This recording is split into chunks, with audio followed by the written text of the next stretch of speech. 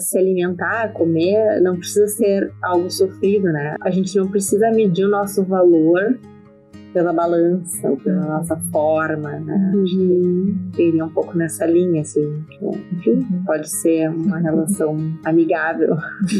Inclusive com a gente mesma também, né? Com a gente mesmo, principalmente. Né? Como a gente falava antes, a forma como a gente se relaciona com o que a gente come é o mais importante. Sim. A forma como a gente escolhe né, um alimento e o que ele representa pra gente. Às vezes isso, o que ele representa passa a não existir mais, né?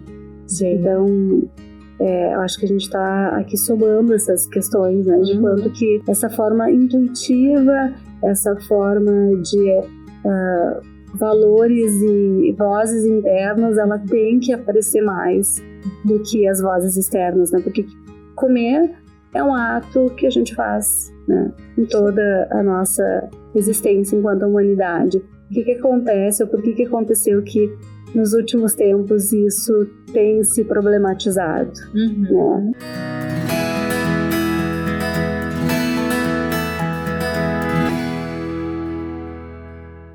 Olá pessoal, tudo bem? Bem-vindos ao podcast Psicologia e Corpo. Eu me chamo Juliana Laux e sou apresentadora do canal. E hoje nós vamos continuar falando sobre alimentação, sobre nutrição, dessa relação, né, tão importante para a nossa existência. Hoje nós vamos falar bastante e aprofundar alguns assuntos sobre comportamento alimentar e alguns transtornos alimentares também. E para isso eu trouxe profissionais que conhecem muito sobre o assunto, né, que são as professoras, a nutricionista Cristiane Meleri e a psicóloga Marta Ludovic. Falei certo, Marta? Certo. Bem-vindas e muito obrigada por terem conseguido um horáriozinho para a gente conversar, para falar, mostrar para o pessoal o trabalho de vocês. E podem se apresentar. Podem, se quiser apresentar primeiro. Tá bem. Eu posso começar. Então, obrigada, Juliana, pelo convite. É um prazer estar aqui, te conhecer pessoalmente. Sim, né? A gente se conhecia pelo Zoom. E estar aqui ao lado da Cris também, uma querida colega, minha amiga. Então, eu sou psicóloga, né? Sou doutora em psicologia. Fiz o meu doutorado na área de mudança de comportamento alimentar, mudança do estilo de vida em pacientes com risco cardiovascular.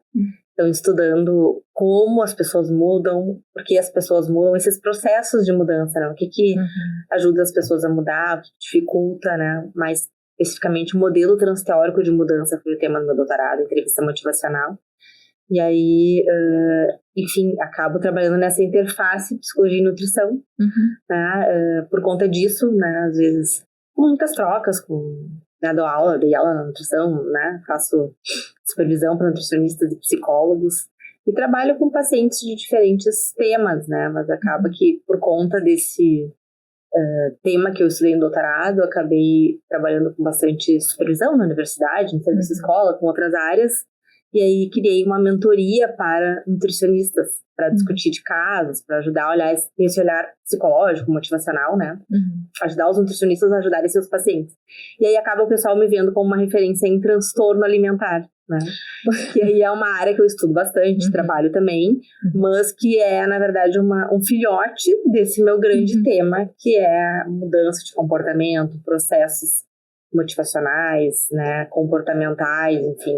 Tem tudo a ver com ciência, né, com reeducação alimentar. Exatamente. Né? Exatamente. Mas então foi algo sem querer querendo, assim, mais ou menos? Sem querer. Assim. O transtorno alimentar foi sem querer. Sem querer mesmo. Sem querer mesmo. Essa questão de o que faz as pessoas mudarem, né? De ajudar na adesão ao tratamento, essa interface da psicologia com outras áreas da saúde, é uma coisa que desde a faculdade eu vinha trabalhando, assim, né? Com interface com a dermatologia, interface com a oncologia, né? Fui em iniciação científica nessa área. Então, a psicologia com o corpo, né, também. Exatamente. Que é o canal, né? Exatamente. Nosso canal. O grupo de pesquisa de psicossomático eu fui durante toda a minha graduação, então eu sempre tive esse interesse. Olha só, muito bom. Parabéns. Cris. É muito prazer, né, estar aqui pessoalmente também te conhecendo e dividir também esse espaço com a Marta, né, uma querida colega. Então, eu sou a Cristiane, nutricionista. fiz mestrado e doutorado em epidemiologia, né? Mas durante essa trajetória, assim, da epidemiologia, num grupo de pesquisa, eu acabei conhecendo uma psiquiatra que trabalha muito com transtornos alimentares, né? É uma importante referência aqui no nosso estado. E aí ela fez um convite, né? Para que eu pudesse compor o grupo de transtornos alimentares naquela época. Eu tinha recém me formado, né? Isso era em meados de 2008, uma experiência que não existia, né, no meu currículo na área de transtornos, porque na minha graduação a gente não tinha, né, esse conteúdo dentro da grade curricular. E aí, apesar do convite dela ter me acionado, assim, o interesse, na época eu pensei, né, por onde vou, porque também não tive experiência nisso. Mas foi algo que me despertou muito interesse, né, e compus então uma equipe, né, fiz parte de uma equipe e ainda faço de transtornos alimentares. Então, basicamente há 15 anos trabalho nessa temática no consultório, né, além de dar aula.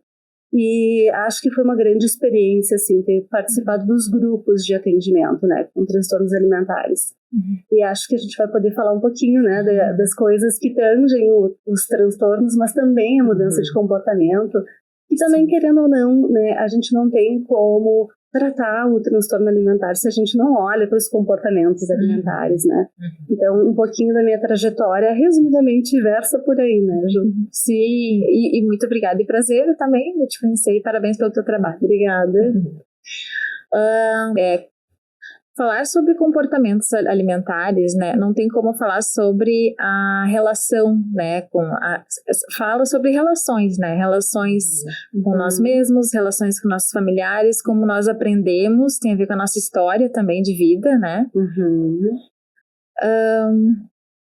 Para a gente começar a entender um pouco sobre comportamento alimentar e o que leva a um transtorno alimentar, né? Por onde a gente começa? Seria mais pelas histórias, pelas relações, assim? O que vocês acham? Acho que uma pergunta e tanto, né, Marta?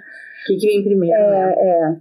Mas, assim, eu acho que a gente pode ir construindo juntas, assim. Eu acho que nós estávamos falando antes nos bastidores que como a nossa interface de psicologia e nutrição é super necessária, né?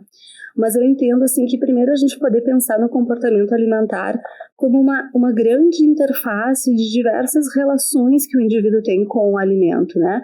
Tanto se a gente for parar para pensar nas preferências, nos desejos, nos afetos, na fome propriamente dita, no que leva o pensamento de comer ou não comer um alimento, né? Como é a relação daquele indivíduo com aquele alimento, né? O que ele sente, o que ele pensa quando ele decide comer um alimento, por que vieses, né, isso caminha, né? E quando a gente está falando, né, de um transtorno alimentar, a gente está falando de um transtorno mental, mas que afeta essa relação que o indivíduo tem com a comida. A forma como ele se relaciona com a comida já não é uma relação tão saudável assim, né? E nessa perspectiva de saudável não está aqui uma dicotomia, né, do que é bom, o que é ruim, mas sim de uma questão saudável de como eu me porto em relação àquele alimento, né? Qual é o papel que aquele alimento tem para a minha escolha, para o meu desejo, né? Isso fica muito comprometido nos transtornos alimentares. Então, eu acho que a gente pode parar para pensar num primeiro ponto, né, dessas desordens que acontecem. E aí a gente acho que vai construindo aqui juntas, né, quais são os gatilhos, ou quais são as mudanças, né, que podem acontecer na relação com o alimento para que se desencadeie, né, algum tipo de relação inadequada com o alimento, assim, né?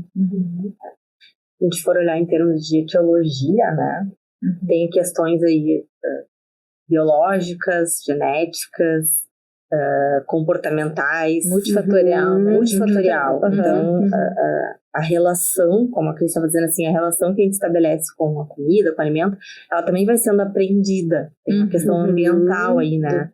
Então, a gente escuta, né? Enfim, a gente pode olhar a etiologia nos livros e né, o que a gente escuta nos nossos atendimentos, né? Então, às vezes, uma criança que tinha, sei lá, tinha um problema de saúde física, O pessoal uma diabetes, ou sei lá, um colesterol mais alto, teve a sua alimentação muito restrita, muito controlada pelos cuidadores, né? Aí quando começa a chegar na adolescência e começa a estar longe desses cuidadores, começa a exagerar os alimentos, né? Então tem esse tipo de situação, né? Tem situações de às vezes, enfim, o modelo, né? Como é que a gente usa o alimento? Assim, isso pode, isso não pode, isso aqui faz mal.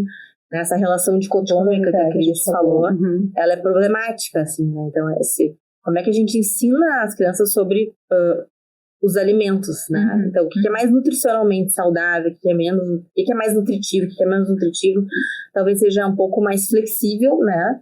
Do que o que é saudável, o que não é saudável, e tu vai implementando essa ideia de que isso não pode. E aí, isso não pode ser restrito, e quanto mais é restrito, mais eu quero aquilo. Então, né, passa por muitas questões, né? Até a própria relação dos cuidadores com o seu corpo. E a comida, né? Tô gorda, né?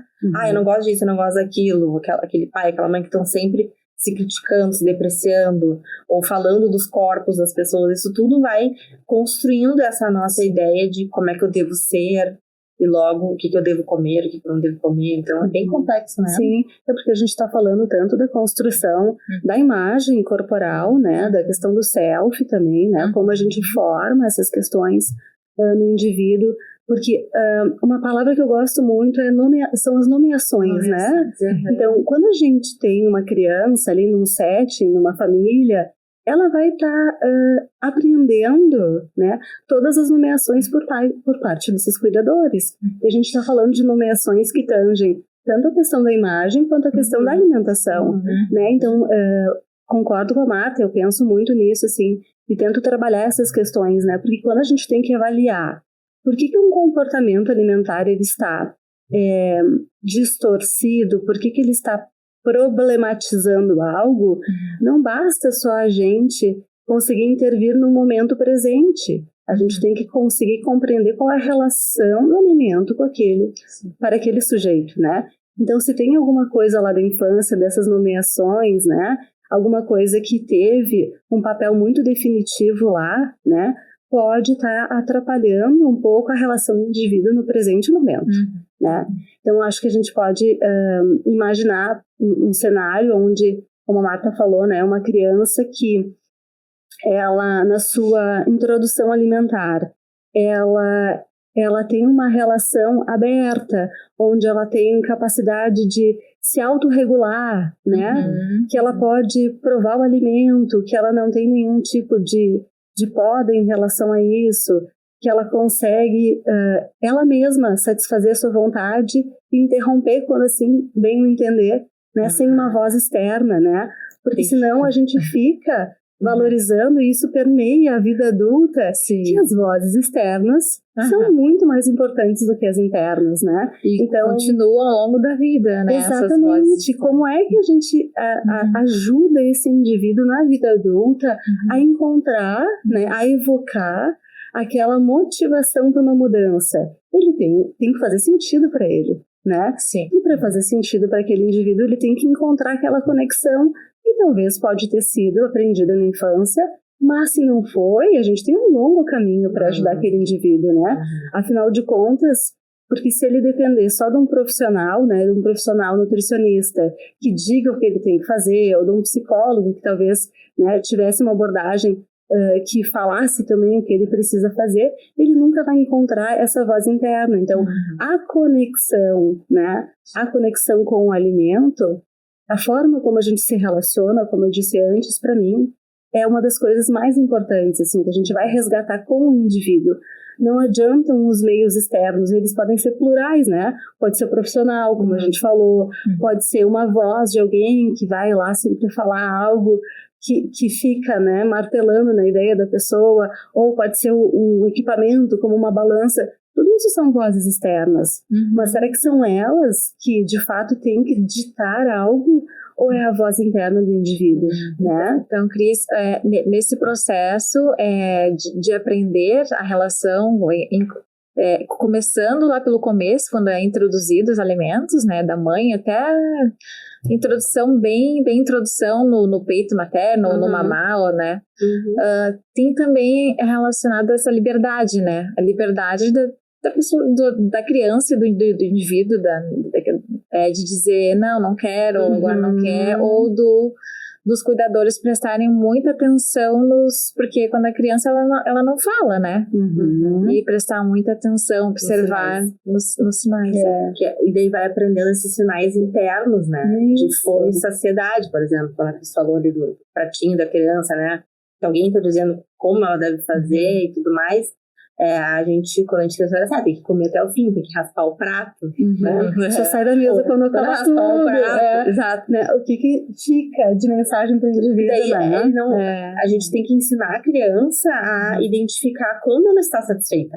Né? Ela não tem ainda essa linguagem verbal, mas daqui a pouco ela empurrou o prato, então não precisa forçar ela a comer mais. Ou ela nega, não quer mais, pode ir nomeando, né? Acho, tá satisfeita, filho, já tá bom, já comeu todo o papá que tu queria. Tá suficiente. Né? Tá o suficiente. Eu fico pensando muito assim, enfim, eu tô agora com a minha filha com 2 anos, quando eu tava quase ganhando ela, eu conversei com uma nutri, conversei com a pediatra, conversei com outra pediatra, e aí cada um me dizia uma coisa de como fazer a amamentação, né? E aí várias me diziam, de 3 em 3 horas tu dá uma mamar. E aí isso é bem famoso, né? De 3 em 3 horas, 2, dependendo, né? E daí eu perguntei pra minha nutri que me acompanhava, ela disse assim, eu tô perdida, porque cada pessoa me fala uma coisa, né? E daí ela me disse assim, se tu der de 3 em 3 horas, tu tá botando uma regra externa de quando ela deve comer. Ela já tá aprendendo os sinais de fome e saciedade. Olha só. Aí eu, agora eu entendi por que não é de 3 em 3 horas. Só que daí dá muito mais trabalho, de identificar, né? Quando é que... E aí a mãe tá começando, né? Fica segura, tá? Quando é que ela tá com fome, quando é que ela não tá. Mas aí tu vai aprendendo a ler esses sinais, né? E aí depois na introdução alimentar a mesma coisa. A criança não gosta de uma coisa, já vai... oferecendo outras... Mas eu vou deixar essa parte pra Cris falar e tentar olhar mais essa parte de aprendizagem da relação com a comida do ponto de vista emocional, né? Pois é. Que aí vai desde o mamado, tipo, a criança tá chorando, tem que dar um mamar. E às vezes não é fome, né? Então, ou como é que a gente vai ensinando essa relação do que é o comer pra criança? Claro que a questão da comida, das refeições, tem toda uma importância afetiva e tal.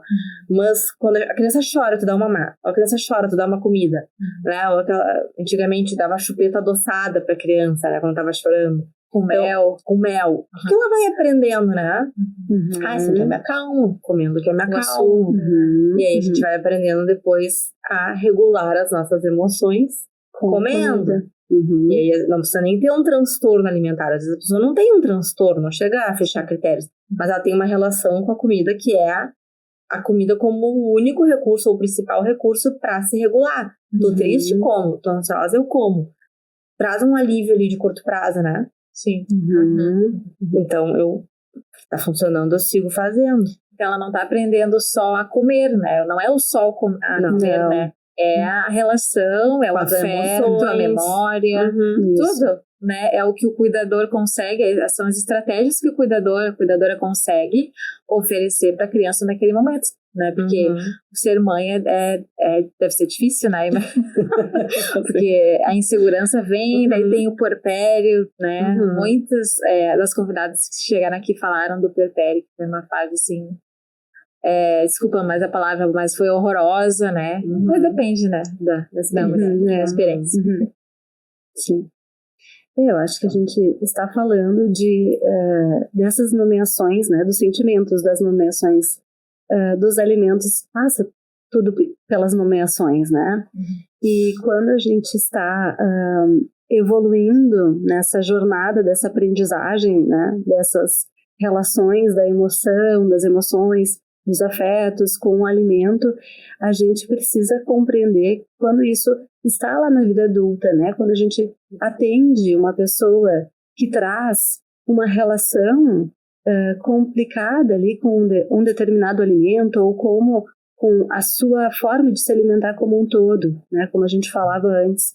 Se a gente não volta para essas questões, a gente faz uma avaliação muito pontual, assim, e que não necessariamente ajuda essa pessoa a resgatar o que a gente estava falando até agora. os sinais de fome e saciedade que muitas vezes se perdem, né? Ou de uma própria identificação de como que aquele indivíduo quer se portar em determinado consumo alimentar, ou como ele enxerga o seu próprio corpo, né?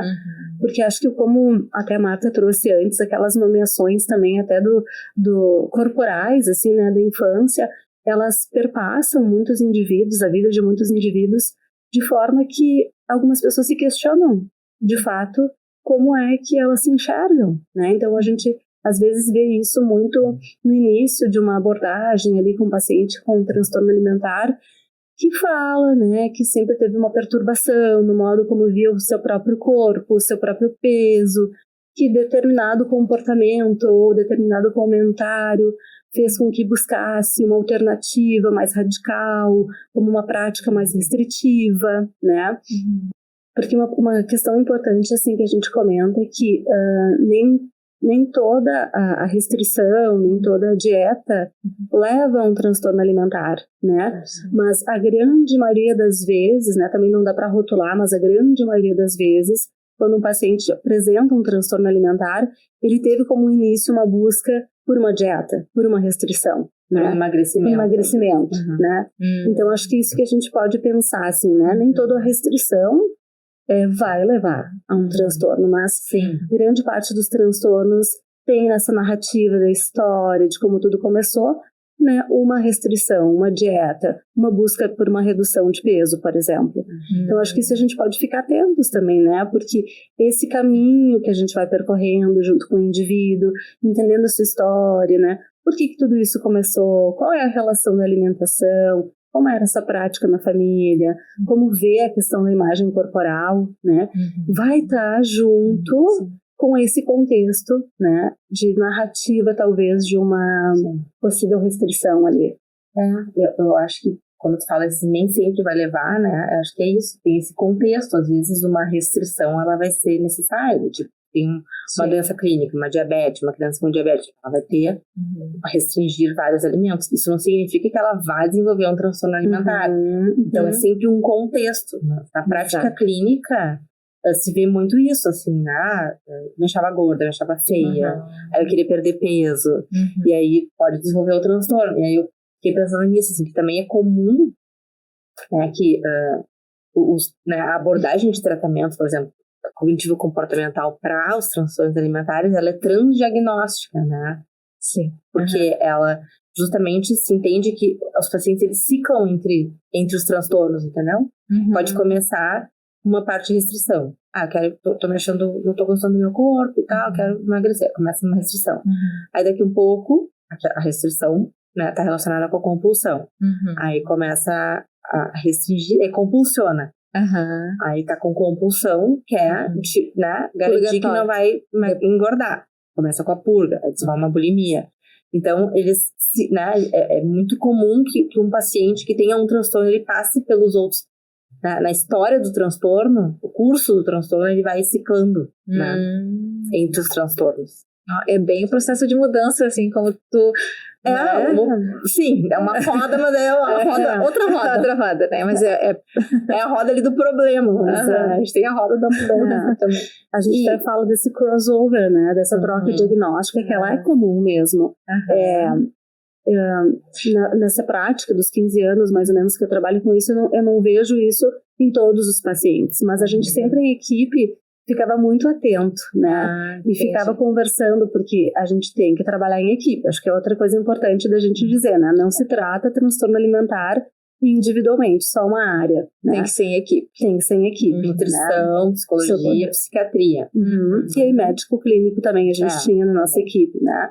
Porque a gente precisa de uma abordagem integral com esse indivíduo. E essa troca diagnóstica, esse crossover, muitas vezes acontece quando a gente vê uma remissão parcial dos sintomas, né? Então, por exemplo, assim, vou pegar um caso de uma paciente ou um paciente com anorexia nervosa, né, que tem baixo peso, que tem uma perturbação ali no modo como vivencia o seu próprio corpo, que tem um medo intenso de engordar, digamos que esteja repondo o seu peso, né? Que também é uma coisa importante, a gente nunca fala no tratamento de anorexia nervosa, ganhar peso. Ah, não pode. Essa palavra é proibida, ganhar peso. Em equipe, a gente trabalha muito essa forma de comunicação. Né? Porque pensa uma pessoa, vou fazer um parênteses agora, né? Uma pessoa que, de uma forma mais obsessiva, busca o controle, né? Mais rígido da sua ingestão alimentar. E esse triunfo de conseguir emagrecer é algo positivo para quem tem um transtorno alimentar. E se tu vai para um tratamento e uma equipe toda fala, né, vamos ganhar peso, bom, a gente acaba destruindo, entre aspas, né, todo esse triunfo, né, desse paciente que entende que aquela magreza obsessiva é algo, né, que vai ser triunfante. Então, como uma psicoeducação, a gente também tem que falar a palavra repor peso, né? Então, nas equipes que eu transito e transitei, a gente sempre cuida muito dessa expressão. Mas voltando, assim, então, digamos que a gente tenha um paciente com anorexia nervosa, que está, então, né, evoluindo, está repondo o seu peso, a gente entende que, para alguns, né, que viviam num controle obsessivo, assim, com a comida, voltar a comer pode desencadear até uma sensação de, bom, mas será que agora eu vou conseguir, né, comer só o suficiente? Será que eu não vou extrapolar? Será que eu não vou comer a mais? Uma sensação de descontrole, então, né? Porque vivia numa obsessão com o controle, né? E a gente observa que alguns conseguem melhorar, conseguem resgatar os sinais de fome e saciedade e conseguem ficar satisfeitos, né? Lidando com aquela sensação, né, de não ser mais um controle obsessivo. E alguns não conseguem. E aí a gente fala que pode fazer a virada. Então, passa a gostar de novo tanto de comer e não conseguir mais controlar a quantidade e pode começar a fazer uma troca diagnóstica. Então, a gente sempre ficava em alerta, assim, né, no nosso trabalho de equipe, quando tem uma melhora, uma remissão parcial, tipo, de um sintoma, ficar muito atento, né? Se não vai fazer esse crossover. Então, acho que é bem importante a gente ter tocado nisso, né? Que interessante isso, né? Então, toda a equipe, ela trabalha com a modificação, o cuidado na percepção dessa pessoa, né? Na construção da percepção. E aí entra a Marta com o conhecimento de mudança, né? Tem que ser aos cuidados, né? Todo esse cuidado aos poucos, né? Que interessante. Eu não sabia disso. Porque passa muito por uma coisa de consciência, né? Do paciente sobre o que ele está sentindo, como é que ele está se alimentando, o que ele tem a perder, o que ele tem a ganhar com aquele comportamento. E geralmente são clientes, são pacientes que geralmente eles têm um pensamento mais obsessivo, né? Então, por isso esse cuidado maior também, né? Sim, essa ideia, né? É bem comum, enfim, não gosto muito de generalizar, mas se a gente for pensar em termos de cognições comuns, né? No transtorno alimentar, ou de regras que essas pessoas experimentam, é muito assim, se eu controlo o que eu como, eu consigo controlar a minha vida. Se eu perco peso, eu tenho valor. Toda a questão do self, vamos dizer assim, ou do valor das crenças sobre si, ou das regras sobre si e o mundo, são muito relacionadas ao peso e à imagem. Então, é do tipo assim, se eu tô bonita, eu tenho valor, eu vou ser amada, né? Se eu ganhei peso, eu não vou ser amada, eu não vou ter sucesso, sabe? Todo o meu valor fica relacionado ao meu peso, à minha imagem, sabe? Então, é todo um trabalho de revisar esses valores, revisar quem eu sou, o que atribui valor a quem a gente é, né? Enfim, daí a gente vai trabalhando de várias formas, né? Mas, o que faz querer ficar perto de alguém, né? Como é que tu te sente com uma pessoa, como é que tu te sente com outra? A gente vai pela experiência da pessoa, né? De que ela é muito maior do que o que ela come, o que ela não come, com suas medidas. Né? Então, vai para um trabalho de olhar valores de vida, né? Consciência, de olhar para virar a câmera, né? Eu acho que também tem uma questão que eu escutava muito, assim, nos nossos atendimentos, nas reuniões de equipe, assim, né? Muitas vezes aquele transtorno alimentar, ele está representando algo, né, que precisa ser visto. Então a gente costumava falar assim, muitas vezes tu tira, né, metaforicamente, se tu pudesse tirar, né, aquilo do carro, da parte da frente, assim, né, o que sobra atrás, né, o que tá no pano de fundo, né, então acho que são muitas coisas que, algumas que a Marta trouxe agora, mas se a gente pudesse tirar aquilo, o que tá representando naquela relação, né, muitas vezes quando um paciente é levado pela sua família, né, quando a gente falava assim, em transtornos alimentares tipo anorexia nervosa, a grande parte dos pacientes, assim, como a gente falou até agora, tem esse desejo, né, e quer continuar emagrecendo, e a gente também vive numa sociedade onde, né, o corpo magro ele é exaltado, né, e muitas vezes essa questão leva ainda mais esse triunfo que eu comentava antes, mas esse paciente muitas vezes ele vai ser levado para um tratamento por um familiar porque ele quer continuar, né, emagrecendo.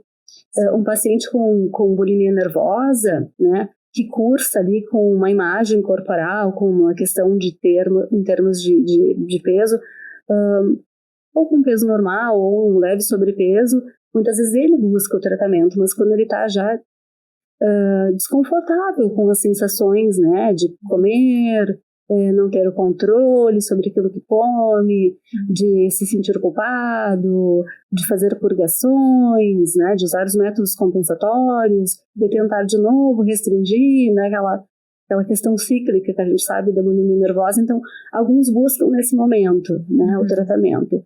O transtorno da compulsão alimentar também, muitas vezes, nessa forma parecida, né, cursando com pessoas com sobrepeso ou obesidade, mas que buscam o tratamento quando já não querem mais ter aquela relação com a comida, né, de ter um episódio de compulsão alimentar, de não conseguir parar, né, não conseguir entender como é interromper uma alimentação por desejo, né, porque o episódio de compulsão alimentar não é algo que corriqueiramente a gente fala, né, quando come um pouco a mais, assim, né. Acho que é importante contextualizar também. Né? eu ia falar sobre isso, assim, desculpa, e aproveito para perguntar para vocês, assim, e para deixar claro pro pessoal, ok, é normal de vez em quando a gente ter um episódio de comer um pouco a mais, um tanto a mais, mas isso vai depender da frequência, né, no DSM diz mais ou menos 3 meses, né? Uma vez por semana, 2 vezes, 3 meses, sim. Os episódios de compulsão ou os métodos compensatórios, depende do diagnóstico que a gente está falando, né? E chega mais para, assim, o que eu vejo mais é mais a compulsão alimentar, né? Às vezes nem é uma compulsão, é um exagero. Isso. Uma dúvida. Será que eu tenho? Será que eu tenho isso? Né? Essa é a dúvida. Acho que isso é importante a gente contextualizar. O que é um episódio de compulsão alimentar, né? Corriqueiramente as pessoas falam quando comem um pouquinho mais, como tu disse, tive uma compulsão, comi uma coisa que eu gosto muito, mas comia mais do que eu tô querendo me controlar. É uma compulsão? Não é, né? Um episódio de compulsão alimentar é comer uma grande quantidade de comida num curto espaço de tempo e ter a sensação de perda de controle. Então, isso é um episódio de compulsão alimentar. O que normalmente a gente consegue observar isso dentro dos transtornos alimentares, assim, né? Sim, e é uma grande quantidade de comida num contexto em que outra pessoa não faria aquilo. Porque às vezes a pessoa... né, fui numa festinha de aniversário, tinha um monte de coisa gostosa. Senti que eu não podia controlar, comi muito mais. Mas isso é um contexto... Todo mundo que está ali vai fazer isso, né? Sim. Então, é um evento esporádico. Tem um contexto para tu entender, né? Exato. Que é uma compulsão, né? Tem gente que fala assim, pessoas que ingerem 10.000 calorias em 20 minutos. Bom. Seria mais ou menos isso? Porque dependendo do alimento, tem muitas calorias, né? Mas mesmo assim é muito difícil a gente ingerir 10.000 calorias. Não se conta, né? É complexo isso, né? Muito complexo. Até porque quem tem de fato um episódio de compulsão alimentar não consegue nem narrar, porque a gente está falando de um comer, né? Sem atenção, que não está envolvendo nenhum tipo de atenção plena no alimento, né? Então não tem nenhuma consciência do que come, necessariamente, né? Come para dar conta de outras coisas, outros vazios. Né? Para se regular, às vezes, né? Acho que ele tem que ter um julgamento clínico, né? Tem que ter um olhar de um profissional para ajudar a pessoa, tipo, isso é ou isso não é. Também não é uma avaliação tão simples assim, então. Porque pode ter um evento dissociativo, né? E realmente a pessoa dissocia, ela não percebe que ela comeu aquela quantidade, né? Sim, nessa falta de consciência, né? Ela tá tão angustiada ou tão triste e a comida vem como uma forma de se regular, né? Se acalmar. Ou se colocar... quando talvez muitos pensamentos, é muito mental, de uma forma de se aterrar, assim, não sei se eu usei a palavra muito... Entendi o que quer dizer, de estar no aqui agora. Isso. Mas não, nem entendi teu ponto, é uma questão interessante. Não sei se acontece se aterrar, porque é mais uma coisa automática, sabe? Sim. Mas sem essa consciência. Sem pensar, né? Que eu preciso fazer isso pra... Não é aquela coisa assim, deixa eu me aterrar aqui, notar que gosto tem que... Não, é botar pra dentro, assim, sabe? Mais veloz, mais... sabe? Com essa sensação de descontrole. Sim mesmo. Sem necessariamente escolher, né? Até tem alguns pacientes que falam, né, que quando tem um episódio de compulsão alimentar, decidem, né? Hoje eu vou ter um episódio, eu vou comprar tal coisa, mas isso pode ser uma ideia inicial, né? Alguns narravam que isso acontece, vai lá, escolhe tal alimento, ou para num posto de gasolina, ou compra isso, ou compra aquilo, mas depois... Né, como tem dentro do critério diagnóstico ali tem a questão de ter a perda de controle, não é necessariamente algo totalmente consciente, né, assim como a Marta falou. Então a gente não pode nem contabilizar em termos numéricos, nem necessariamente dizer quais são os alimentos, assim, né, mas eu acho que um aspecto comum é que normalmente as pessoas acabam verbalizando que usam, né, nesses momentos de compulsão alimentar, ou usam ou consomem, né, melhor dizendo assim, os alimentos que em outros momentos deixam de consumir por um pré-julgamento daquele viés dicotômico que a gente falava antes, né? É saudável, não é saudável, pode, não pode, é permitido, é proibido, né? Então, no momento do descontrole, no momento da compulsão, normalmente são os alimentos que estão naquela lista do não permitido, do proibido, que são consumidos, né? Então, de novo, voltando lá para o nosso início da conversa, né? Uma relação totalmente desorganizada, né? Com a escolha, com as preferências, com o afeto, com o desejo, né? Não passa por isso, né? Não passa por esse caminho, né? Então, o comportamento alimentar está comprometido.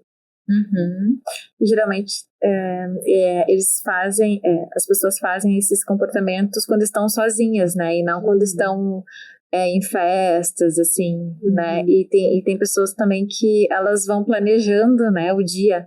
Eu vou fazer isso, mas o grande planejamento daquele dia vai ser sentar e comer. Ou pode ser automático também, né? O que vocês acham? Geralmente tem muita vergonha envolvida, né? Então, é vergonha, né, das pessoas verem o que eu tô fazendo. Então, tende a ser uma coisa que faz escondido, né? Sim. Exatamente. E algumas pessoas também tentam algum certo controle, né, na sua alimentação durante o dia. Então, tem algumas pessoas que verbalizam até metade da tarde, vai tudo bem, depois, né, tem um descontrole, tem uma coisa que eu não consigo. Nos casos mais, né, agora especificamente falando de bulimia nervosa ou transtorno da compulsão alimentar. Mas isso depende muito de cada indivíduo, assim, né, acho que a gente tem que olhar sempre o contexto, né, onde as informações são trazidas, o que aquilo está representando, mas sim, né, a questão, como a Marta falava, da vergonha, das questões envolvidas, né, com esse desconforto também em revelar isso para outras pessoas, faz com que muitas vezes, tanto os episódios de compulsão quanto os de compensações sejam em sigilo, em segredo, né? Agora me ocorre, assim, de falar que às vezes a gente dizia, assim, em equipe que nos casos, por exemplo, de transtornos como a bulimia nervosa, onde tem, né, o método compensatório, são vários, né, exemplos de métodos compensatórios, pode ter jejuns, pode ter exercício extenuante, pode ter uso de laxantes, inibidores de apetite, vômitos, né, Mas quando o vômito, por exemplo, é um método compensatório, às vezes aquele indivíduo ele tem certeza que ninguém sabe, né? Mas é um indivíduo que sai da mesa, vai para o banheiro, às vezes fica mais tempo no banheiro, ou toma banho junto, né? Então, a família vai fazendo algumas percepções, né, de que algo pode estar acontecendo, mas não necessariamente a família consegue organizar, talvez, acho que é a melhor forma de falar isso, organizar esse pensamento, né? E como a gente falou antes, como cursa com um peso relativamente normal, não tem uma restrição ali imposta, como tem no caso da anorexia, parece que tem uma relação ok, né? Mas que as coisas vão se revelando, né, ao passar do tempo. E às vezes as famílias sabem e vão conseguindo captar a ideia, mas não necessariamente nomear, né? Já que a gente falou tanto em nomeações hoje. Sim, e tem muitas emoções que envolvem, né? Tem vergonha, né? Depois tem a culpa, né? Tem a ansiedade, tem o medo, né? Eu não sei se vocês viram aquele filme A Baleia. Já me indicaram, ainda não consegui assistir. Você pode falar Fala. um spoiler. Que o personagem, né, ali é demonstrado bem como é o episódio de compulsão alimentar. E só que ele passa por um processo de luto, né? E vocês acham que tem algum gatilho que vocês percebem desse trabalho em grupo, assim, em equipe? Que é mais comum, assim, lutos, ou é mais, ou não tenha bem individualizado, cada um? Não sei se é uma pergunta válida também.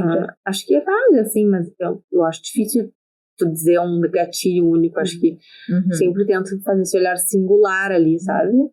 Para algumas pessoas, alguma frustração ali no trabalho, né? Enfim, ou barra no seu perfeccionismo, tem isso do perfeccionismo, mas qualquer, na verdade, né, na minha leitura, né, não sei o que a Cris acha, mas qualquer situação na vida que mobilize emoções desagradáveis, sejam elas quais forem, são gatilhos, geralmente, para, enfim, piora do transtorno, para algum comportamento mais problemático, né? Então, a gente vai trabalhar com o paciente para aprender a lidar com essa, né, a parte do tratamento bem importante vai ser reconhecer suas emoções, lidar com as emoções, nomear as emoções e manejar essas emoções, né? Como é que eu posso me regular de um outro jeito? Isso vai ser parte do tratamento. Assim, outras estratégias conseguir. Então, aproveitando que a gente entrou na questão do tratamento, como é o tratamento, né? Por onde começa? Vai fazer parte muito essa questão né, de abertura para as emoções, né? Porque se eu como, por exemplo, para me regular, né, ou eu deixo de comer para me sentir bem, eu preciso, então, né, trabalhar as minhas emoções como parte da minha experiência, né? Sejam elas desagradáveis, então aí, né, como é que a gente vai trabalhar isso? Regulação de emoções, né? A parte de psicoeducação é bem importante, né? Psicoeducação sobre o transtorno, então entender, né, como é que funciona esse transtorno, né? A parte de regularizar, vou falar do ponto de vista né, das terapias cognitivo-comportamentais e contextuais também, né? Então não estou falando de um protocolo aqui do Farban, que é o padrão ouro, estou integrando um pouco da minha prática clínica das contextuais, né? Apesar de me ajudando, mas a psicoeducação é bem importante. Entender o transtorno e aí a regularizar a alimentação. Isso vai fazer parte dos 3 transtornos, né? Que é uma alimentação mais regular, né? Então, 3 principais refeições e mais aí os lanches, ou enfim, de acordo com a minha fome, com a minha sociedade. O que acontece? A gente estava falando muito da compulsão, né? E dentro da psicoeducação a gente vai ensinar isso. Eu faço a restrição, né? E aí eu vou ficar faminta, e aí o que vai acontecer? Eu vou ter uma compulsão. Então tem toda uma parte de automonitoramento, né? De registro alimentar. Diário alimentar, de registro. Porque é isso, né? O paciente vai vendo ali. Quando é que ele teve o episódio de compulsão? Ele ficou um tempão sem comer, né? Ou aquele momento que ele comeu mais do que ele achava que precisava, enfim. O que ele estava sentindo? O que aconteceu antes, como é que ele se sentiu depois. Então, enfim, passa por psicoeducação, regulação de emoções, regularizar a alimentação, que mais que isso. Exato. Eu acho que tudo isso a gente tem que, de novo, né, ressaltar a importância de se trabalhar em equipe, né? E eu acho que tem essas particularidades, porque cada paciente vai precisar de um certo tempo, né, no envolvimento com o tratamento. Como a Marta falou agora, né, um paciente, por exemplo, com bulimia nervosa, que a gente tem que ajudar a enxergar, né, qual é o ponto inicial para o tratamento. Agora falando no meu viés nutricional, né? Muitos vão para consulta nutricional com muito medo, né? Porque de fato tu vai estar ali trabalhando, né, em melhorar aquela relação com o alimento, mas que ele já vem tentando de forma obviamente, né? Sem sucesso, aquele ciclo que a gente falava antes, né? A restrição, a compulsão e a purgação. Então tu vai ali trabalhar com ele questões da alimentação. Muitas vezes ele está com muito medo porque pode, né, na interpretação dele, acrescentar algo a mais e isso ser motivo de ganhar peso, né? Então fica um momento assim muito delicado. Isso também pode acontecer, né, nos transtornos da compulsão alimentar e na anorexia nervosa. Então a nutrição, eu sempre digo que é normalmente a área que sofre um pouquinho mais no tratamento, no sentido de que o profissional ele tem que estar super alinhado com toda a equipe, com os familiares, né? A gente tem que ajudar a família a entender, por exemplo, num caso de anorexia nervosa, que o problema não é só a pessoa não come só porque ela não quer, né? Que tem todo um contexto envolvido. Então não é só comer. A gente primeiro tem que entender a doença, né? Entender que não adianta se o nutricionista estar ali ajustando alguma coisa na alimentação e vendo o que aquele indivíduo consegue naquele momento, né, consumir. A família às vezes é acionada para servir, né, algumas refeições, isso dependendo da gravidade, não é um rótulo, né, não é todo mundo da mesma forma, mas se um indivíduo está muito grave, muito crônico, a gente entende que a família precisa vir para intervir e servir as refeições. Às vezes o familiar está com tanto anseio de que aquilo melhore logo, que passe logo, que coloca uma porção muito generosa. E o paciente, por sua vez, com anorexia nervosa, está lá obsessivamente restringindo, e coloca menos do que a porção. Então, às vezes, fica, né, uma disputa ali naquele tratamento que não é necessariamente o foco daquilo. Então, nós, como nutricionistas, temos que ficar muito atento. A gente tem que entender um pouquinho que aquele contexto de divergência pode estar acontecendo na nossa frente. A gente não tem que embarcar, né, em qual é a porção ali, a gramagem do arroz que está na colher, por exemplo, se é uma colher super cheia ou super rasa, mas tentar dizer que isso faz parte da doença e que está se apresentando ali e está sendo revelado daquela forma naquela conversa, mas que organizar a porção, né, conforme foi prescrito, se foi prescrito ou não, né, é algo também do tratamento. Então, na abordagem, né, dos grupos que eu trabalhei, nos casos de anorexia nervosa, a gente trabalhava com o plano alimentar no sentido de ajudar a organizar as porções, que muitas vezes estão super restritivas, né? E também ampliar a variedade de alimentos. Porque o que acontece? A pessoa está ali controlando e está tentando comer só os mesmos alimentos, né? Porque daí fica mais no controle. Então, a gente trabalhar com uma lista de outros alimentos possíveis, ampliar a oferta, né? Resgatar a variabilidade da alimentação de novo, faz parte do tratamento.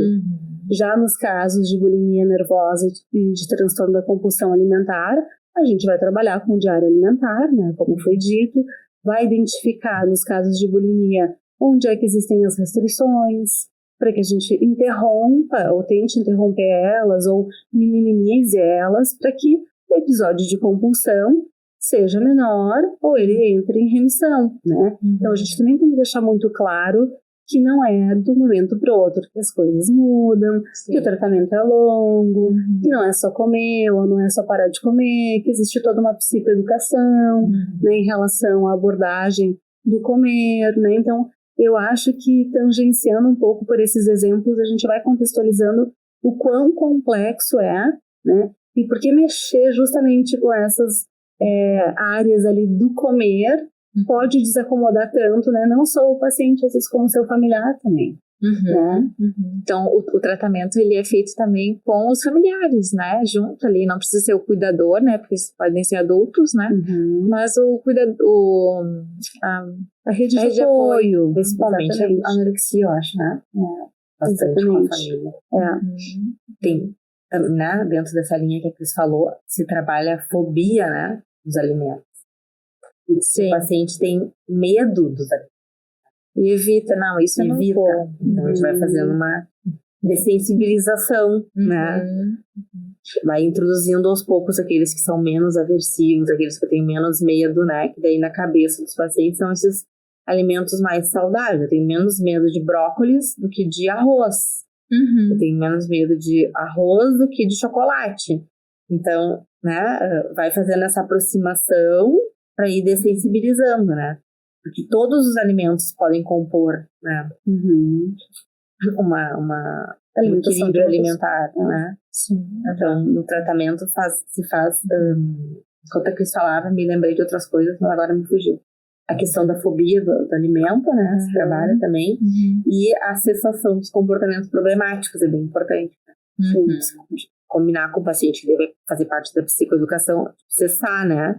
Se eu faço restrição, cessar a restrição. Se eu faço compulsão, ou as purgas, né? Então, cessar esses comportamentos vai fazer parte. E aí entra todos esses processos motivacionais de consciência, por exemplo, né? O paciente, para ele, por exemplo, parar de purgar não faz sentido, porque a purga é que me faz manter como é que a gente faz isso, né? Então, a gente precisa trabalhar uma questão de quais são os efeitos da purga, o que acontece no meu corpo, né, quando eu faço isso, quais são os prejuízos que tem. E aí não deixa de ser uma psicoeducação, mas em termos de processos que estão aí por trás, é o aumento da consciência, né? Então, e daí a reavaliação da minha imagem, né? A reavaliação da autoimagem também é um processo que se trabalha do tipo, né? Como é que eu me sinto quando eu faço isso? Né? Como é que eu me vejo quando essa pessoa que vai lá e faz isso com o seu próprio corpo? Né? Então, tem várias questões que vai daí acessando emoções e pensamentos para conseguir fazer essa mudança comportamental efetivamente, né? Nesses casos, a gente não consegue só com as emoções, a gente tem que entrar com os pensamentos, porque tem muitas distorções, tem erros de percepções, né? Muitos. Entendi. E como a alimentação também teve correlação, a gente faz o processo do mindfulness junto com o paciente ali na sessão. E tem nutricionistas fazendo isso também, né? No consultório, assim, pelo que eu já escutei de relatos. Assim. Sim, mindful eating, ou comer intuitivo. Na questão dos transtornos alimentares, eu acho que é importante a gente, de novo, entender que independente dos protocolos, até como a Marta falava antes, né? Cada equipe tem o seu protocolo, né? Tem alguns protocolos que divergem entre grupos que são especialistas em tratamento para transtornos alimentares. Então, olha só, é muito plural, né? Mas eu acho que sempre vale a leitura, né? Do que aquele indivíduo e aqueles comportamentos dele está me demonstrando, né? Então, exemplo, tem um grupo de tratamento para transtornos alimentares no Brasil que utiliza grupos, né? Psicoterapia em grupo para pacientes com anorexia nervosa. No grupo que eu fiz parte, né? Que faço, a gente nunca trabalhou dessa forma, né? Então, cada equipe também tem que entender como vai atualizar um pouco a compreensão, né? A gente não trabalhava porque entendia que algumas questões, né, mais individuais, mais ligadas também à obsessividade, que a gente falava antes, a restrição, poderiam ser não tão benéficas e compartilhadas, assim, né? Então, acho que vale muito a pena a gente entender um pouco, fazer a leitura de cada paciente, de cada equipe, como a gente quer trabalhar, né? Que ferramentas a gente vai usar para isso? Bom, existem muitas disponíveis, assim, de leituras técnicas importantes na área, né? Mas acho que principalmente é o modo individual, né? Que a Marta também falava antes, que eu também já contextualizei. E aí isso vai, junto com o desenvolvimento, assim, dessa linguagem da equipe, né? De como a gente conjuga o mesmo verbo, porque acho que isso é super importante no tratamento dos transtornos alimentares e em outros também, né? Mas conjugar o mesmo verbo, todo mundo estar apto a conseguir organizar o paciente em todos os quesitos para a melhora dele, né? Em termos da psico, o protocolo do Farham, por exemplo, que é o padrão ouro para transtorno alimentar, é o mais estudado, não fala em mindfulness, por exemplo. Não fala. Mas eu trabalho com meus pacientes em termos de, né, pensando em processos de consciência, por exemplo, né? Então, eu estar não só para o comer com atenção plena, mas essa atenção plena para o que eu estou sentindo aqui agora, por exemplo. Porque o que acontece muitas vezes? Se eu como para regular o que eu estou sentindo, e aí para chegar nessa conclusão, às vezes também é um tempo. O paciente às vezes não se dá conta de que ele come para lidar com alguma coisa que ele está sentindo. Né? Então, vamos trabalhando isso, e aí daqui a pouco ele se dá conta que ele faz isso. Né? Para se dar conta que ele faz isso, ele precisa estar atento ao que ele está sentindo. Então, para mim, a atenção plena é uma coisa transversal do tratamento, entendeu? Eu estou sempre ali, assim como os processos de mudança estão ali, né? Tipo, o que eu preciso evocar aqui? Aumentar a consciência, a imagem que ela tem dela mesma, os valores, também a atenção plena. E na medida em que eu noto o que eu estou sentindo, eu não preciso fugir do que eu estou sentindo. Às vezes o comer é um fugir do que eu estou sentindo, por exemplo. Né? Então, às vezes eu escuto das pacientes assim, tipo, agora eu olho pro chocolate, não é tu que vai resolver. Né? Então, isso passa por uma consciência de tipo, tô chateada, tô frustrada. E aí, antes, tem esse trabalho, o automático era comer o chocolate, daí dar uma aliviada naquilo, mas aí depois vinha a culpa, vinha não sei o quê. Então, assim, não é que não pode comer chocolate, pode comer chocolate, a gente tá falando o tempo todo de um equilíbrio, mas é para quê, em que contexto eu tô fazendo isso, né? Eu tô fazendo isso pra curtir, pra aproveitar ali aquele momento com a minha amiga, ou eu tô fazendo isso pra lidar com uma coisa que eu não tô identificando. Então, esse processo de olhar o que eu tô sentindo, o que eu tô, né, focar no momento presente e tal, é uma estratégia transversal, assim, da forma como eu trabalho. Sim. E tem conseguido conquistar bons resultados. Né? Eu acho que isso tem muito a ver, inclusive no modelo de mudança, né? A capacidade de flexibilização e aprendizado, né? Sem dúvida. Sem dúvida. E aí, trabalhar essa flexibilização de pensamentos. Aí é todo um processo. Super necessário. Super importante. Mas como motivar também, né, a pessoa a aprender, né? É que aí o processo de mudança é bem complexo, né? Fala assim, como motivar, mas na verdade a motivação não é uma coisa que eu vou colocar no paciente. Claro que tem uma interface ali, né? Eu posso ajudar o paciente a ficar mais motivado, dependendo das intervenções que eu faço. Eu posso ajudar ele a ficar menos motivado, só que a motivação é dele. E aí, então, assim, é como eu evoco, assim, o que tem de importante para ele ali, né? Essa motivação para mudança né, para que eu vou fazer isso? O que tem de importante ali para mim? Como é que eu me sinto quando eu faço isso? Como é que eu me sinto quando eu faço aquilo? Então, a gente vai fazer uma conversa sobre mudança que é tentando que ele chegue no para que é importante para ele, né? De novo, a liberdade, né? Como a Cris falou. É difícil, é complexo, realmente.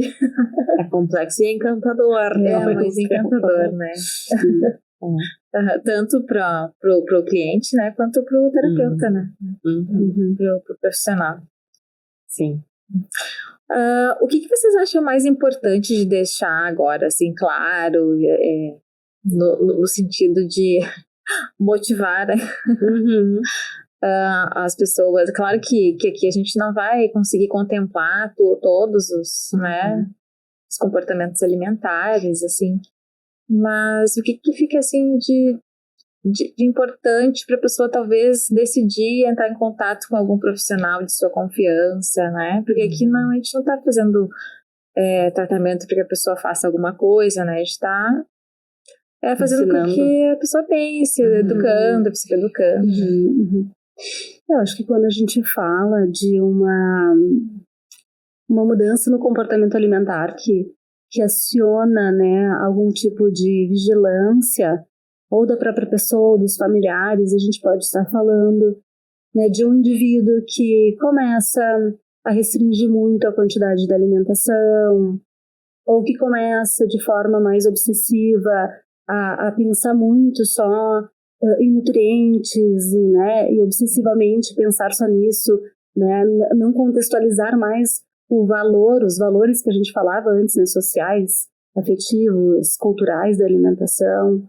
Quando o indivíduo começa a fazer práticas compensatórias, né, usar métodos compensatórios, quando substitui suas refeições, talvez por alguns substitutos alimentares, né, de forma genérica, falando assim, quando esse indivíduo acaba não tendo mais uma relação de controle quando come. Então foram várias nuances que a gente já foi falando antes, que talvez podem ser pequenos sinais, né? Tudo isso não evidencia um transtorno, não evidencia que tem um comportamento alimentar que está transtornado, como a gente fala, mas evidencia um ponto de atenção, né? Então, pular as refeições, fazer jejum, usar métodos compensatórios, né? Deixar com que esses outros elementos de contextos sociais, biológicos, psíquicos, emocionais, afetivos não apareçam, né? Então, privar essas relações de estarem à tona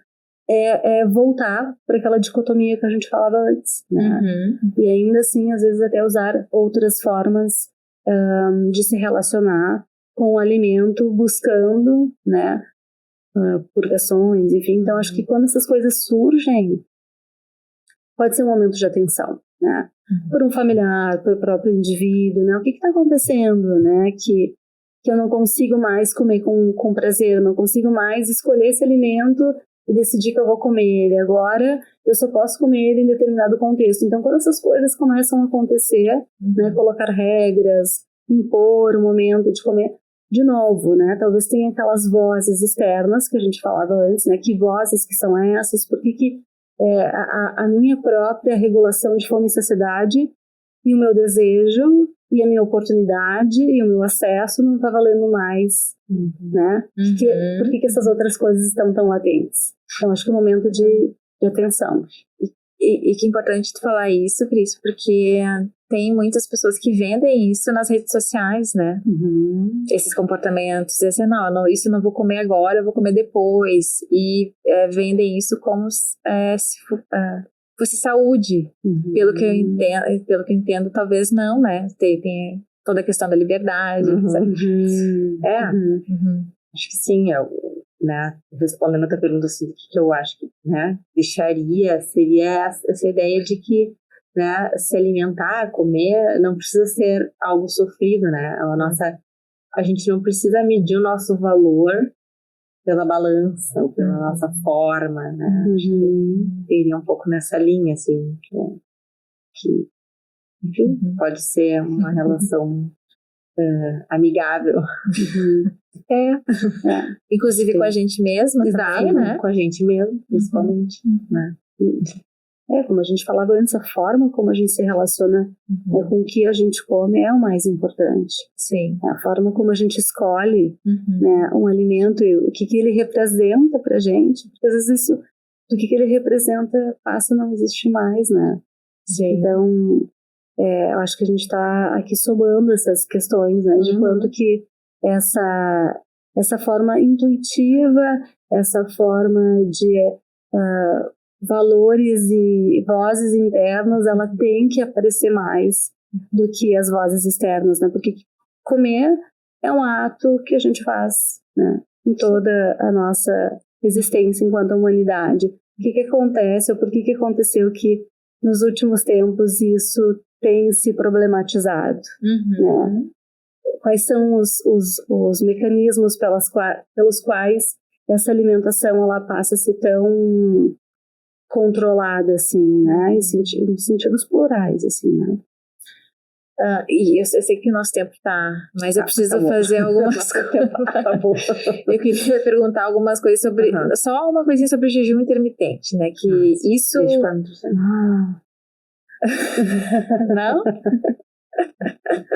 Eu não sei responder sobre isso. Não, porque isso pode provocar alguns outros comportamentos restritivos que podem, né, ser prejudiciais e de sofrimento, né? Seria mais nesse sentido, né? É que eu acho que a gente está falando de novo ali, né? De uma restrição, de algo que pode desconectar, né? Todas as percepções do indivíduo em relação ao modo como ele se relaciona com o alimento. Então, algo em relação a isso, de certa forma, é impor, né? Um controle, né? Muitas vezes até uma obsessividade em relação ao próprio... A própria conexão de por que comer ou por que não comer, o que eu gosto, o que eu não gosto, o que está acessível, o que não está, o que minha família come, o que eu sempre comi. Então, é uma regra externa, né? Não deixa de ser uma regra externa. Eu acho que o que a gente pode deixar, assim, como uma mensagem é que esse tipo de conduta não deixa de ser também um comportamento de risco. Entendi. Né? Sim. O modo como as pessoas fazem isso, a forma como elas enxergam, né? Ela é individual, ela é particular, cada um vai ter talvez a sua motivação para fazer ou não fazer, mas é um comportamento de risco. Foi isso que eu entendi. Então é uma restrição, né? É uma restrição que pode gerar. Não dá pra sair prescrevendo isso pra pessoa, porque tu não sabe necessariamente o histórico dela, de como ela se relaciona. Pois é. Né? Acho que passa um pouco por isso. Eu acho que se a gente faz esse caminho, né? Entendo que tem pessoas, colegas, que fazem isso, que prescrevem, enfim. Sim, não é uma crítica, né? Não é só mas assim, no ponto de vista das coisas que eu acredito, né? Eu sempre vou trabalhar com um paciente que busca, né, mesmo que ele venha para o consultório tendo essa prática, né? Tentar entender e aí buscar, né, aliança terapêutica com um psicólogo, buscar entender por que isso é feito, né? O que isso está representando? Por que não comer quando você tem vontade de comer? Por que não melhorar a qualidade da alimentação e a minha relação com a alimentação, né? Eu sei que esse processo ele é trabalhoso, né? A gente, para mudar um comportamento alimentar, demanda muito tempo e muita energia. E muitas vezes a gente vai ter que voltar lá para o nosso início do podcast, né? Lá da infância, do modo como a gente foi alimentado, o que a alimentação representava para a gente, como as mensagens, né, em relação à alimentação nos foram ditas. Então, eu acho que é mexer com uma vida toda, né? Sim. Eu sei que quando a gente está trabalhando, terapeuticamente falando, assim, né? E o nutricionista que trabalha nessa abordagem também, a gente fala que é um terapeuta nutricional, a gente resgata muitas coisas da infância. Mas, ao fim e ao cabo, a gente está na terapia, me corrija se eu estiver errada, né, e na nutrição, dando conta muito, né, desses processos lá da infância. Então, tu voltar a buscar essa interpretação junto com o indivíduo, né? Por que não suprir o desejo ou a vontade de comer ou a organizar uma alimentação de forma adequada, né? Porque esse comportamento, ele está contradizendo algo que é fisiológico também, né? Nosso processo de existência para continuarmos vivos, né? Parte da premissa que a gente tem que se alimentar. Então, por que a gente rompe com isso? O que isso representa? Ótimo. Eu gostaria de ficar muito mais tempo falando com vocês.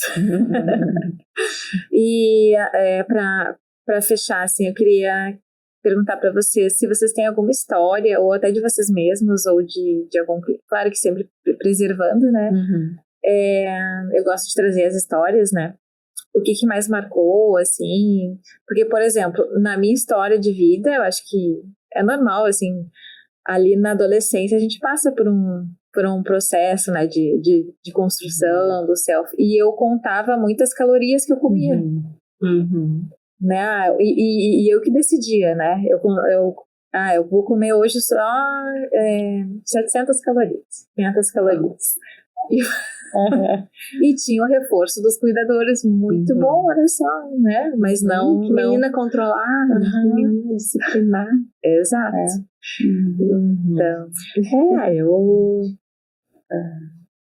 enfim, escutar, tive, assim, pessoas importantes ao meu redor que se achavam defeituosas, gordas, ou, né, e que são lindas, né, então eu acho que, né, isso foi sendo incutido, assim, eu lembro quando eu tinha uns 14 anos, assim, tive a primeira celulite, eu fiquei um tempão sem tomar refri, sem comer doce, entendeu? Então ali, né, já essa coisa da autoimagem, do tipo, né, hoje eu olho assim, cara, mulheres têm celulite, né, enfim, eu tinha menstruado aos 12 anos, né, isso é parte é muito raro, assim, o tipo de pele de uma mulher que não vai ter celulite, sim, né, então eu fiz, assim, uma restrição, fiquei assim, um tempão sem refrigerante, doce, eu super cuidava e tal, e eu sempre fui super magrinha, né, mas enfim, eu acho que tem essa coisa da aprendizagem ali do contexto, daí tinha os primos implicantes, né,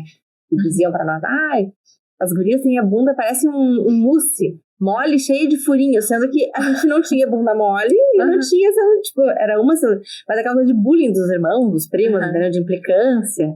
E então eu era linda, maravilhosa, eu andava de shortinho na praia, entendeu? Nem mostrar minha bunda, celulite, entendeu? Hoje eu olho as fotos, e eu compartilho isso às vezes, né, dependendo do contexto do paciente. Eu olho as fotos e penso, cara, que coisa mais preciosa esse corpo aqui, entendeu? E eu não conseguia ver aquilo, né? Então, acho que são coisas importantes. Até é bom fazer e olhar as fotos, né? E falar para os nossos pacientes, olha as fotos de como tu era antes, né? Essa é uma boa estratégia. E uma boa... esqueci a... Ferramenta. É, eu penso hoje como mãe de menina, né? Eu penso nisso, assim, né? Como que eu quero passar pra ela, né? Que eu me gosto, que, né? Sim. Enfim. Com as imperfeições, né? De poder atribuindo esses valores de outras formas, né? Que não pela sua imagem. De aceitação, assim, né? Sim. Eu acho que pra gente, né, de certa forma, preservar, assim, eu quero dividir que durante todos esses anos de tratamento, que eu observo muito sempre são os contextos, assim, familiares, né? Porque a gente fala muito da questão da mídia, né, o quanto impacta, mas o núcleo proximal, ele tem um impacto muito importante. Não é só mídia, né? O núcleo que a gente vive. Porque aquilo que a gente falava antes, a gente falou muito durante esse episódio de hoje, foram as nomeações, né? Então, os aprendizados, a forma como as pessoas lidam, né, com os corpos, com a alimentação. Então, acho que isso fica, né, como um grande aprendizado para a gente também ficar atento, né, durante a escuta, né? Porque independente do modo como cada um resolver trabalhar, a escuta, ela permeia o atendimento nutricional, né? Permeia, obviamente, o atendimento psicológico, mas essa escuta para conseguir evidenciar esses pontos, né? Esses pontos que realmente talvez fizeram com que o indivíduo tivesse uma preocupação mais exacerbada com a comida ou mais exacerbada com o seu corpo, né? E partir num momento de organização ou de tratamento para uma normalização, assim, né, tanto no processo de comer quanto na questão da imagem corporal, né, somos tão plurais, né, eu acho que a gente também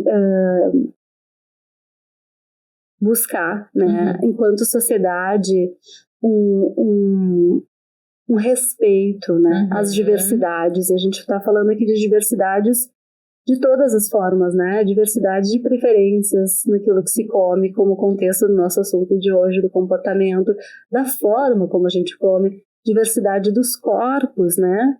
Então, acho que isso é muito importante, porque se a gente tem essa conscientização, ou se a gente acaba aumentando essa conscientização lá com o paciente, né, ele vai talvez libertando, ou se libertando um pouco dessas próprias nomeações que foram, né, ouvidas, né, como ele vai lidando com aquilo, não necessariamente se liberta, mas lida, acaba aprendendo a manejar essas situações, porque acho que isso é uma grande questão, né, o modo como a gente vai estar se relacionando com a comida e com o corpo.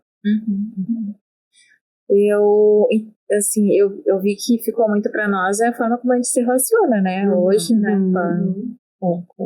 com alimento, com as emoções, com as pessoas, com os corpos, com o nosso corpo, com a nossa imagem,